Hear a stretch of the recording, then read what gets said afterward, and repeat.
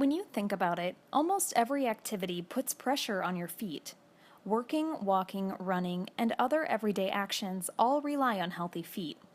But for people with foot pain, those activities can become a major challenge.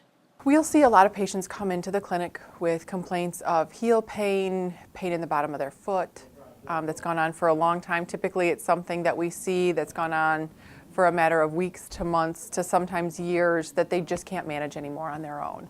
So they've gone to their family doctor or podiatrist, kind of run through every other option a lot of times, and then they come see us. Terry Hamp is a physical therapist with Dynamic Physical Therapy.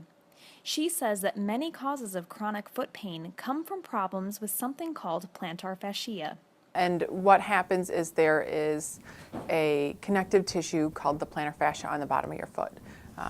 It runs along the length from your heel kind of to your forefoot and will get very tight at times. It can be tight from having a high arch and there's a lot of strain on it, from stepping on something and there's a contusion or a bruise there, that then there's swelling and inflammation and it tightens up as a result. There are a variety of relatively simple causes that can lead to very painful foot problems if they're not corrected. Sometimes just not having good support in your shoes can cause that. I see it in a lot of people that work in factories or are standing on concrete all day or walking on concrete all day, and just over time it gets worse and worse and worse. And it's a combination of the bottom of the foot and the dysfunction that's going on there, but we also have to look at the ankle and your calf because that can all limit your mobility. You start to walk differently and that causes it to stay even tighter. Luckily, many plantar fascia problems are preventable, and there are things that people can do on their own to reduce foot pain. You want to stay flexible, so doing some calf stretches is good just to maintain flexibility, and also to have good footwear.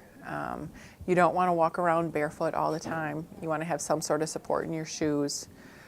It's hard to do because a lot of people love to be barefoot, but when you're starting to have problems that way and your foot is either more flat or has a higher arch, you're going to be a little higher risk to develop some of these symptoms. If plantar fascia pain does not go away, experts like Terry are there to help, and professional physical therapy can make a significant difference.